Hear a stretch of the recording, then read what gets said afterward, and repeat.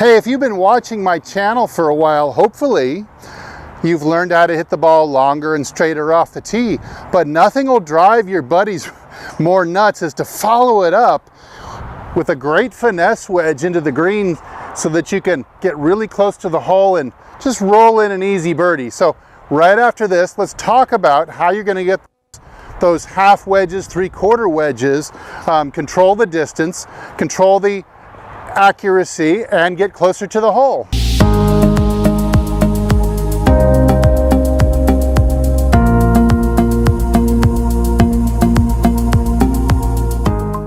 Hey, this is Steve with HitItLonger.com. I'm on a journey to not only longer and straighter off the tee, but then follow it up with a really precise approach shot. If that's your mission as well, I hope you'll join me. Consider hitting the subscribe button, like this video, and leave a comment down below. Talk about a few ideas that you can incorporate into your own wedge game that are hopefully going to help you get it a little closer to the hole and make those birdie putts a little easier to make. Okay, first let's talk about different arm lengths in your backswing. See, I really advocate that you go through the strike of the ball pretty much the same with every wedge shot that you hit. The finesse shots, I mean, I could understand if you've got to stretch out a full pitching wedge and get an extra 5 yards, but I'd really like to see you go through the ground with the same sensation of effort precisely every single time. That way you can really control your distance through how far your left arm winds up in a swing. So, for example, this would be a 9 o'clock arm swing. This would be 9:30. This would be 10 o'clock. And you could have I suppose, an 8:30 as well. That's getting pretty short right there. That's more like a greenside pitch. But I've done a 60-degree wedge. For me, my baseline to take it back to 9 o'clock, a 9 o'clock 60 degree is going to hit the ball right around 60 yards. Let's see if I can do that.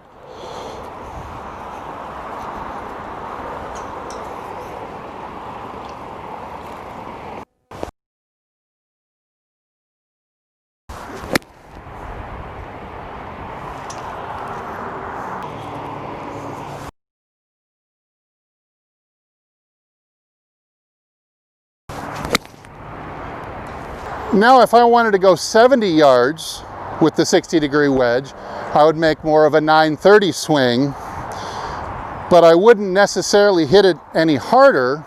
That's the key, is going farther by controlling the length of your backswing rather than the strength at which you hit through it. This will allow you to get really precise with your distance control. So let's go a little bigger wind up of the left arm.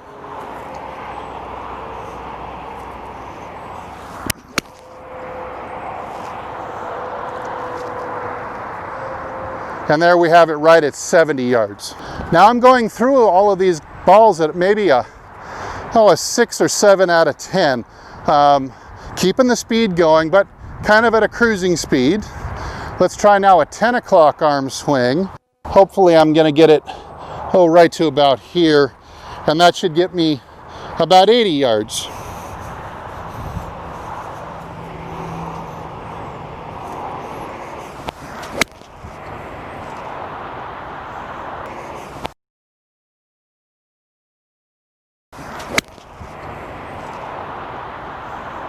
So that one had a little more hang time, a little more height, a little more backspin, but I was able to really do a good job, and I think controlling the arm swing and controlling the distance because of that. Now, I don't know about you guys, I'm sure you have at least 3 wedges. I carry 4, so I carry about a 47-degree pitching wedge, a 52-degree gap, 56 sand wedge, and 60. I prefer this method because I hit the ball far enough to where I have fairly sizable gaps between my irons, and so having only 4 degrees at a time really tries to close that gap down. If you're if you're just an average hitter, maybe let's say you drive the ball 230 to 250. You might not need 4 wedges. You might be able to go pitching wedge, to a 52 degree gap, maybe to a 58 degree sand wedge, and maybe use that extra club as a hybrid or a 5 or 7 wood instead.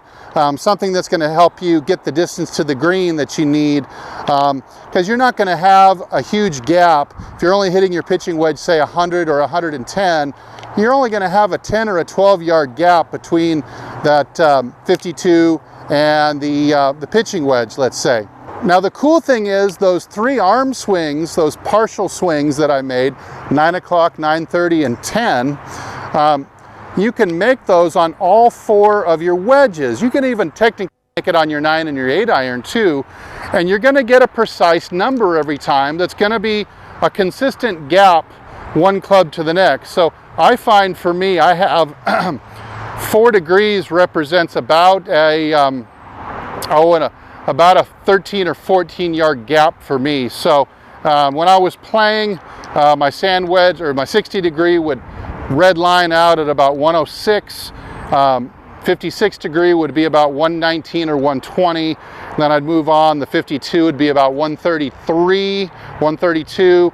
And then the pitching wedge, that's about 5 or 5.5 degrees above the 52. So that would be about a 18 yard gap, 17 yard gap, something like that. So I'd move the pitching wedge up to 150. Pretty comfortably would hit a pitching wedge 150 for the money. But you'll see with these different length swings, you'll actually be able to put together a 4x3 matrix of distances. You might even put it on a note card. Each will come in handy. You might even have some overlap with the distances, but the difference that you'll get is you'll get different trajectories, different amounts of backspin. So even if you have, let's say, 2 numbers in your 4x3 matrix or chart that are fairly close to each other, one might go higher than the other, and so you might play the lower club in the shorter arm swing if you've got a little windier conditions, or maybe you just want to miss long of the flag because there's a hazard in front. All right, so let's drop out to the 56 degree and lay these other sticks down. So I was about 60, 70, 80 with those arm swings before.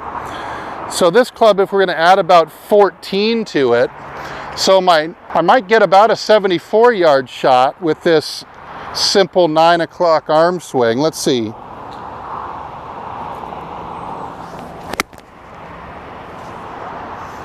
Try to make the motion exactly the same. Try to make the effort through the strike exactly the same so that you can have apples to apples. Okay, here comes now, we'll try a 10 o'clock arm swing. This is almost going to be full out now.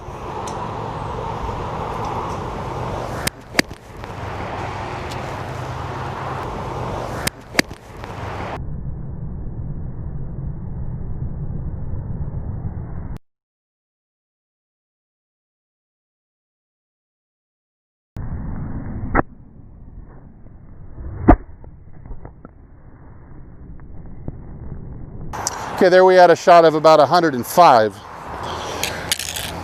Let's move up to the 52, and again we'll see a gap. We're going to see a gap of about 14 yards. So instead of 60, this is going to go about 88.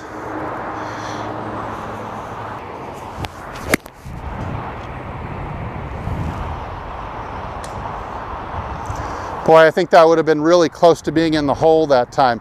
So let's look at the difference here. Why, you ask? It starts to beg the question. Why would I use a 52 degree to go 88 yards when I can just as easily go 60 degrees and go 88 yards? I mean, that's only a 3/4 swing with a 60.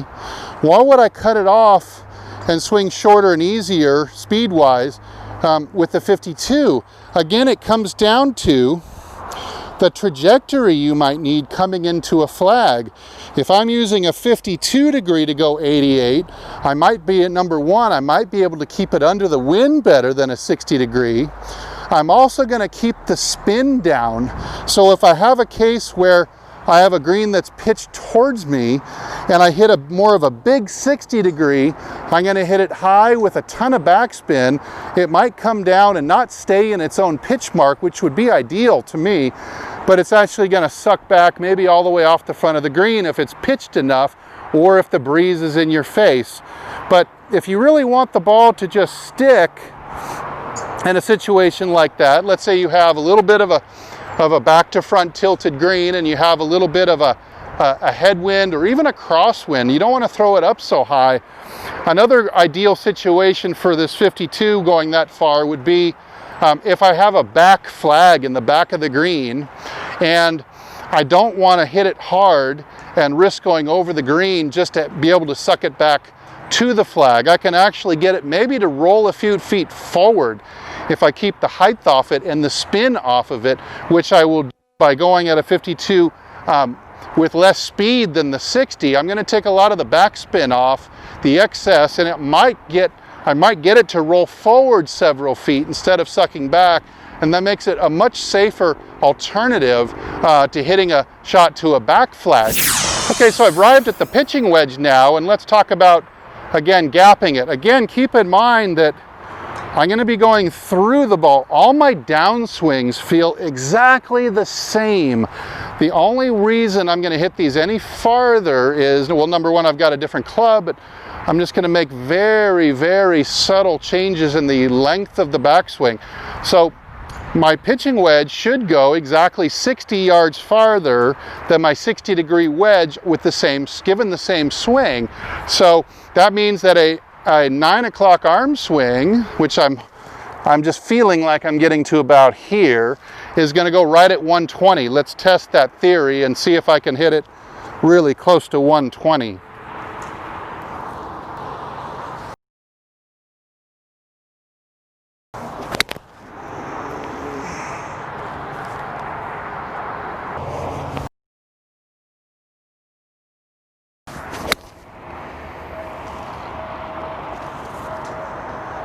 All right, I hit a really nice wedge in there that time with what felt like more of a 930 arm swing, 129.1, and just 4 inches left to the cup. So that one would have been within 3 feet. That one would have been a tap-in birdie. All right, and now we're on to the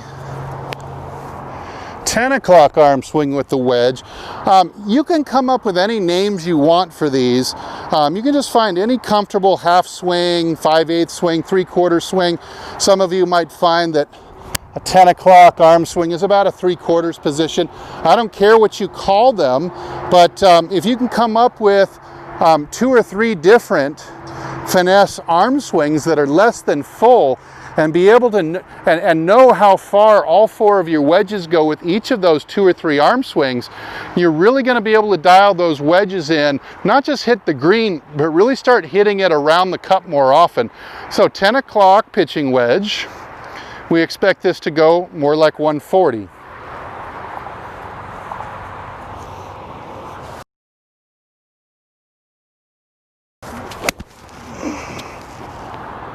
Okay, hey, not a bad wedge shot there. From 140, it's a little bit off, but I got the distance pretty good at 138.4, tugged it about 13 feet to the left, but overall, that leaves me with a birdie putt of inside 15 feet, 140 yards. That's not shabby. So of course, implementing these ideas is probably going to require you to do multiple video sessions of yourself from the face-on angle, or have a friend videotape you as you make part swings.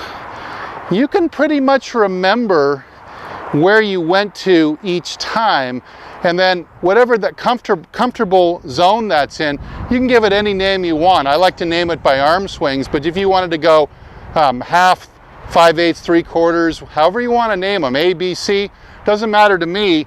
But as my mentor Mike Austin used to say, it's going to take you repetitious practice in order to really dial in the distances for the, but it'll be well worth it, because there's nothing worse than, you know, hitting it really good off the tee and not really having much of a score to show for it.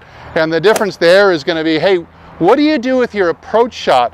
Approach shots, at least on the PGA Tour, are actually the #1 reason for strokes gained, even higher than putting. It's proximity to the hole is king.